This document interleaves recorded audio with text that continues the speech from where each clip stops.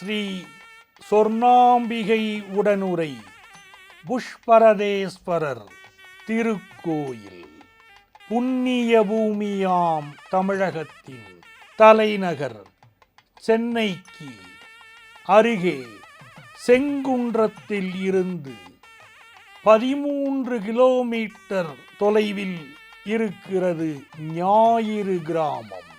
இங்கே அமைந்துள்ள தொன்மையான திருக்கோயில் ஸ்ரீ சொர்ணாம்பிகை உடனுரை புஷ்பரதேஸ்வரர் திருக்கோயில்.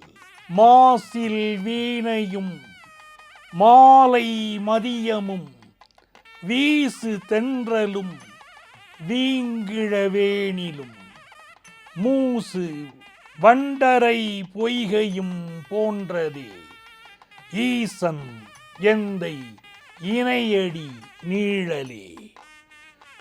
சித்திரை மாதத்தின் முதல் 7 நாட்கள் இந்த தலத்திலே ஸ்ரீ சொர்ணாம்பிகை உடனுரை புஷ்பரதேஸ்வரர் திருக்கோயிலிலே சிவபெருமானை சூரியனே வழிபடுவதாக ஐதீகம். ஓம் அஸ்வத்வஜாய வித்மகே பாசஹஸ்தாய தீமகி தன்னோ சூரிய பிரச்சோதயாது. அந்த சூரியனே சிவபெருமானை சித்திரை மாதத்தின் முதல் 7 நாட்கள் வழிபடுகிறார் இத்திருத்தலத்தில். அந்த நாட்களிலே சிவபெருமான் மீது சூரிய ஒளி படர்வதை இன்றளவும் நாம் தரிசிக்க முடிகிறது. சூரியனே சிவனை வழிபடுவதால் இந்த தலத்திலே உச்சிக்கால பூஜைகள் நடைபெறுவதில்லை. திருத்தலத்தின் பெயரே ஞாயிறு கிராமம். ஊரின் பெயரே ஞாயிறு என்று சூரியனின் பெயரில் அமைந்திருப்பது தனிச்சிறப்பு. மூலவர் புஷ்பரதேஸ்வரர், உற்சவர் சோமாஸ்கந்தர், அம்பாள் சொர்ணாம்பிகை, பாலசுகாம்பிகை. தலவிருட்சம் திருவோடு மரம், நாகலிங்க மரம், செந்தாமரை. தீர்த்தம் சூரிய புஷ்கரணி, சிம்மதீர்த்தம். ஈஷாவிலீசன் வந்தான், ஈஷாவிலீசன் வந்தான், ஈஷாவிலீசன் வந்தான், ஈஷாவிலீசன் வந்தான். ஞானியராயிரம் கூடிடும் நாளினில் ஈஷாவிலீசன் வந்தான். ஞானியராயிரம் கூடிடும் நாளினில் ஈஷாவிலீசன் வந்தான். கார்த்திகை நாளினில் பேரருள் செய்திட ஈஷாவிலீசன் வந்தான். கார்த்திகை நாளினில் பேரருள் செய்திட ஈஷாவிலீசன் வந்தான். மோனலிங்கமாய் தியானலிங்கமாய், மோனலிங்கமாய் தியானலிங்கம், மோனலிங்கமாய் தியானலிங்கமாய், மோனலிங்கமாய் தியானலிங்கமாய், மோனலிங்கமாய் தியானலிங்கமாய், மோனலிங்கமாய் தியானலிங்கமாய். ஈஷாவிலீசன் வந்தான். தியானியராயிரம் கூடிடும் நாளினில் சூரியன் கண் தொடர்பான நோய்களை நிர்ணயிக்கும் கிரகம் அல்லவா? ஆகவே கண் பார்வை கோளாறு இருப்பவர்கள் இந்த தலத்து சிவபெருமானையும் சூரியனையும் வழிபட்டால் கண் நோய்கள் விலகி ஒளிமயமான வாழ்க்கை அமையும். காஷ்யப மகரிஷியின் புதல்வன் சூரிய பகவான் தேவலோக விஸ்வகர்மாவின் மகளான சமுக்னா தேவியை மணந்தார். நாளுக்கு நாள் சூரிய பகவானின் வெப்பத்தன்மை அதிகமானது. சமுக்ஞா தன் நிழலை உருவமாக்கி சாயாதேவி என்ற நிழல் ரூபத்தை கணவனிடம் விட்டுச் சென்று விட்டாள். சூரியனுக்கும் சாயாதேவிக்கும் பிறந்த புதல்வரே சனி பகவான். பின்னர் யமன் மூலமாக சமிக்ஞாதேவி பிரிந்ததை அறிந்த சூரிய பகவான் மனைவியை அழைத்து வர கிளம்பினார். அப்போது திரு அண்ணாமலை சென்று அங்கே கிரிவலம் செய்த வேளையில் வானத்தில் ஒரு ஜோதி தோன்றியது.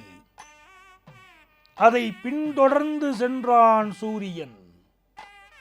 அது இந்த ஞாயிறு கிராமத்தில் உள்ள தடாகத்தில் பூத்திருந்த தாமரை மலருக்குள் ஐக்கியமானதை கண்டான் சூரிய பகவான்.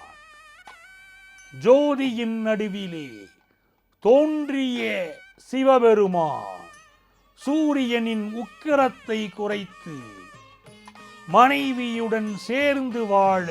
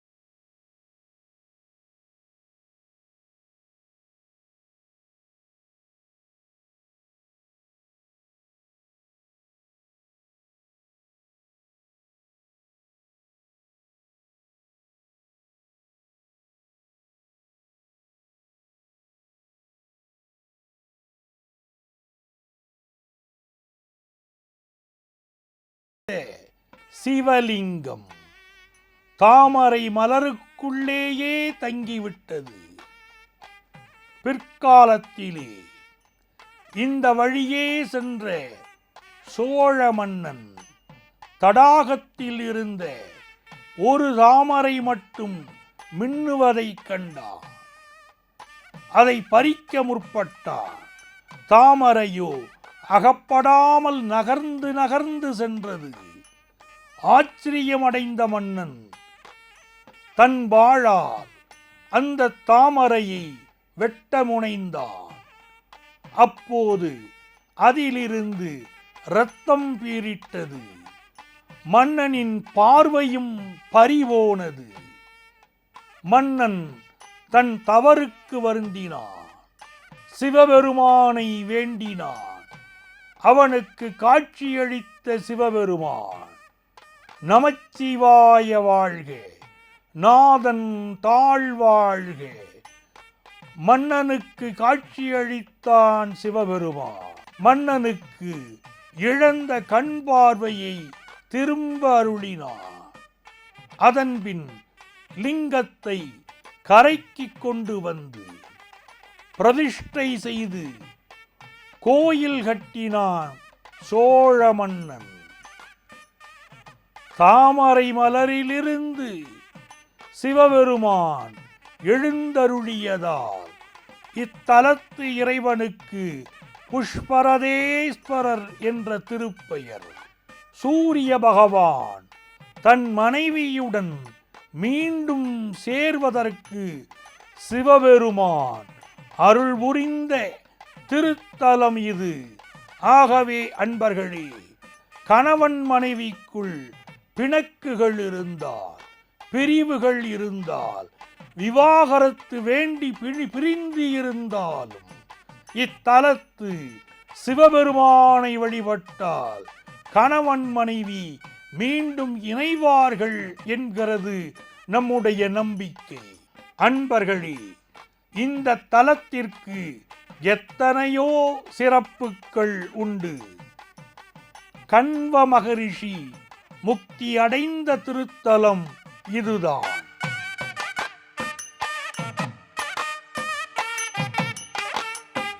சுந்தரர் மனைவி சங்கிலி நாச்சியார் இந்த ஊரிலேதான் பிறந்தார். புஷ்பரதேஸ்வரரை வழிபட்ட அவர் இங்கிருந்து திருவொற்றியூர் சென்று சிவசேவையில் ஈடுபட்டு பின்பு சுந்தரரை மணந்தார். அமாவாசை மாசி மகத்தன்று சங்கிலியாருக்கு விசேஷ அபிஷேகம் செய்யப்படுகிறது. இந்த திருத்தலத்திலே ஞாயிற்றுக்கிழமைகளில் காலை 6 to 7 மணி வரை, மதியம் 1 to 2 மணி வரை, மாலை 6 to 7 மணி வரை சூரிய ஓரைகளில் வழிபாடு செய்வோர்க்கு ஜென்ம பாவம் நீங்கும், மோட்சம் கிட்டும். இந்த திருக்கோயிலில் நவக்கிரக சந்நிதி கிடையாது. பஞ்சபாஸ்கர ஸ்தலம் எனப்படும் 5 சூரிய தலங்களிலே ஒன்று இந்த திருத்தலம். மற்ற திருத்தலங்கள் திருச்சிறுகுடி, திருமங்கலக்குடி, திருப்பரிதி நியமம், தலை ஞாயிறு ஆகியவைகள் ஆகும். இந்த தலத்து விநாயகர் பல்லவ விநாயகர் எனப்படுகிறார். தலையில் கிரீடம் இல்லாமல் அருள்பாலிக்கிறார்.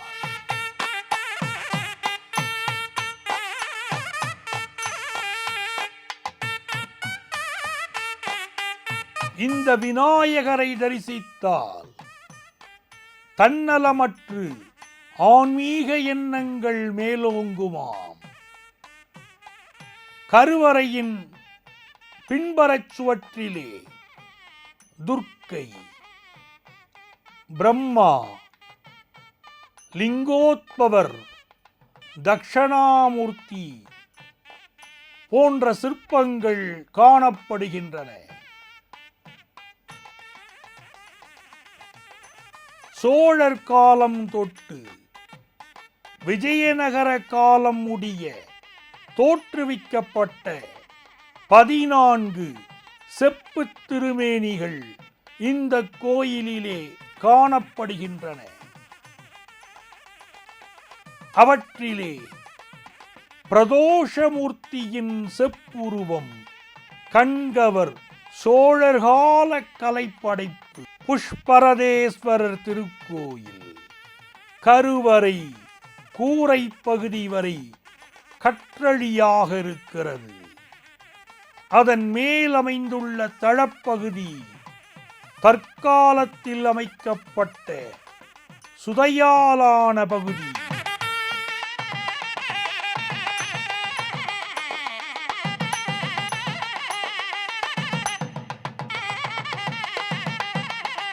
கருவறை விமானத்தின் தாங்குதளம் உபானம், ஜெகதி, முப்பட்டை குமுதம், கம்பு, பட்டிகை ஆகிய உறுப்புகளை பெற்று விளங்குகிறது.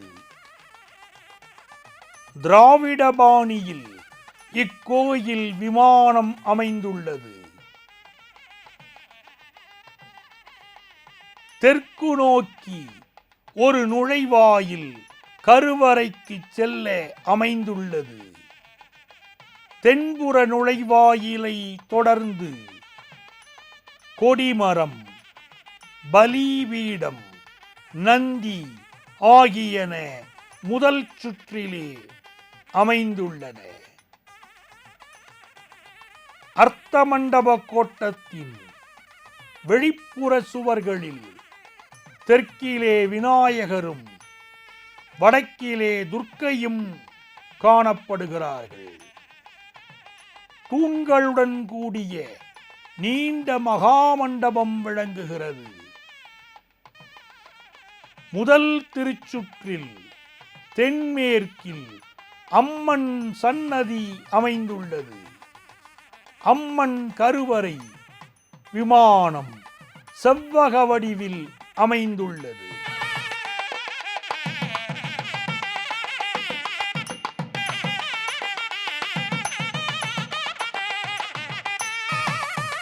அம்மன் கோயில் கருவறை, அர்த்த மண்டபம், மகாமண்டபம் ஆகியவற்றை பெற்று விளங்குகிறது.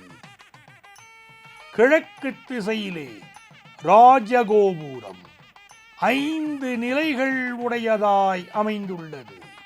புஷ்பரதேஸ்வரர் பூத்தேர் ஆண்டார் என்று குறிப்பிடப்படுகிறார்.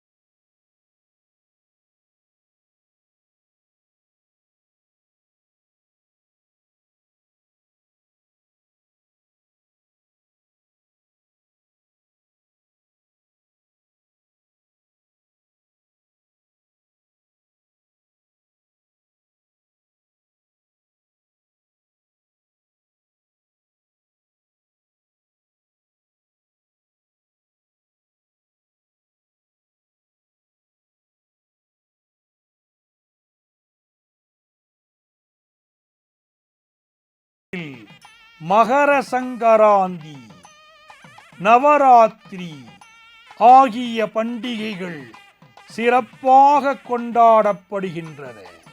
நமச்சிவாயவே ஞானமும் கல்வியும், நமச்சிவாயவே நானறி விச்சையும், நமச்சிவாயவே நானவின்றேத்துவே, நமச்சிவாயவே நன்னெறி காட்டுவே.